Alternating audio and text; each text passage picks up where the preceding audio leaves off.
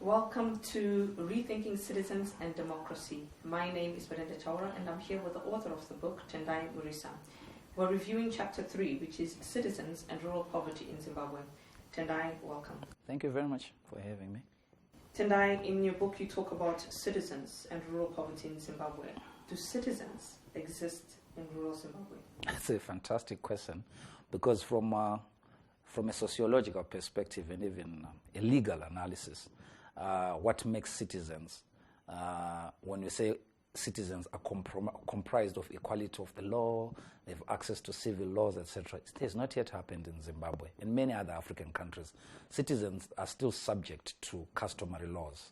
So that's why we have a framing by Mahmoud Mamdani where he talks about citizens and subjects, saying that because of the dominance of custom, traditional laws, etc., we do not have citizens. And in this instance, citizens seen in relationship to the courts of appeal that they have access to.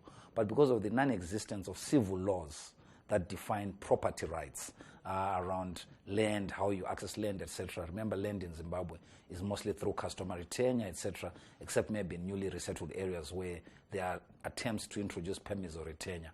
So given that challenge of custom and customary tenure, and that it's actually overseen by chiefs who work outside of the parameters of civil law, but actually work around what we call the Traditional Leadership Act and all the other acts, customary tenure, etc.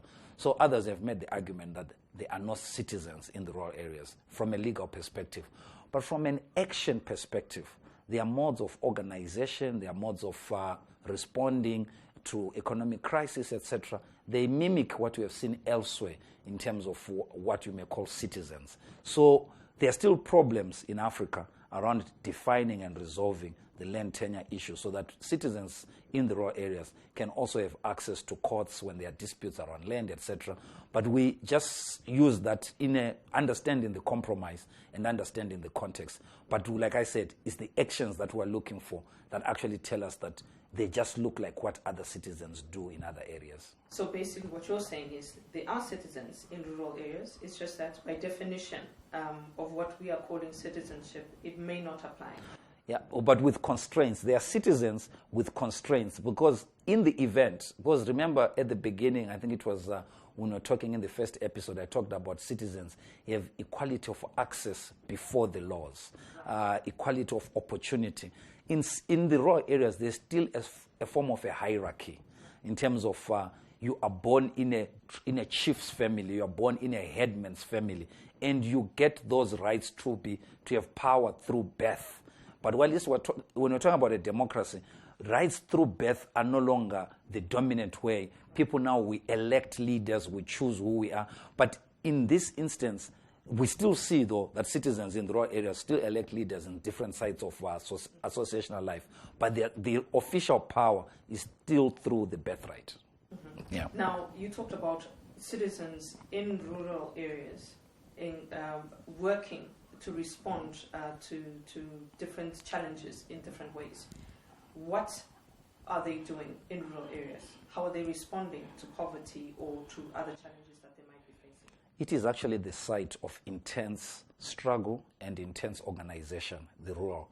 Even I would argue that even better organized compared to the urban areas. Citizens have for years have either mobilized around security or securing land.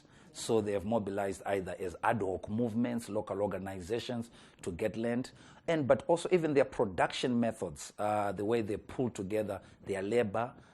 In Shona, you call that Nimbe, etc., and also how they pull together their own assets to enhance production, and also how they organize welfare in the event of a crisis through maybe the concept of what you may call the Zunde concept, Zunde Ramambo, etc. So you see all these layers of associational life that I'm talking about are organic, and you may not find them. You may go and you may not see an office for this association, but when it is required, there are ways in which it happens. So there's a bit of an ethnographic understanding of what happens in the rural area that is essential.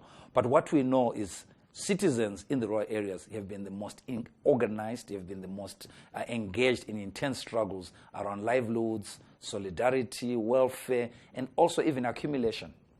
Yeah. So you mentioned that land holding, for example, is falling under customary law. So talk to us about what has influenced the status of land holding in Zimbabwe, and what kind of policy would you envision as a way forward to make it a more inclusive approach to citizens in rural areas? You know, we've always joked in different platforms to say if the opposition forces in this country sort of spent more time trying to disentangle the rural from the patronage of the ruling party, one of the things that they'll have to start off with is to find ways of dealing with customary tenure. Because customary tenure, by its very nature, tends to be a system of patronage. It's a system of belonging, but it's a certain office that determines who belongs and who doesn't belong. So who gets access to land and who doesn't get access to land. It gets bigger. You saw the Chilonga case in Masvingo province in the Lawveld, where we begin to see people being moved. Because that land, what happened in 1980, we changed from what we call the Tribal Lands Act to the Customary Lands Act. And in it, we just changed the names, but the act remains the same. And the land is vested in the president, not in the people. So already for citizens who do not, because one of the things that we said, citizenship is also about property rights. When you have no confidence over the sanctity of the rights that you have, that you can hold them over a long term, people always look at it from an economic perspective that you can't invest sufficiently.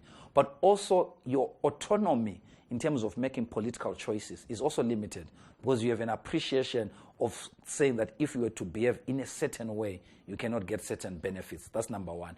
Then number two, from an economic perspective, the customary tenure is not acknowledged by banks. So if you were to finance your agriculture, it tends to be through government, and it tends to be through subsidies that are also a weapon of patronage. So again, you have to behave in a certain way to access those benefits from the state.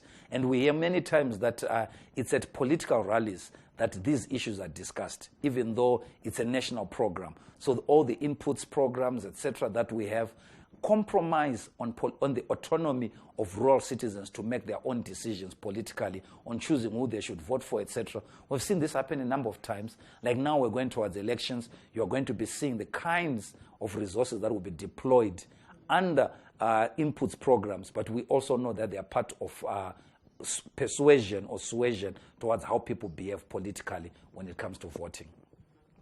Tendai, thank you so much for that analysis. And just a reminder, the book is available at the Civil Institute website. Tendai, thank you for the analysis. Thank you.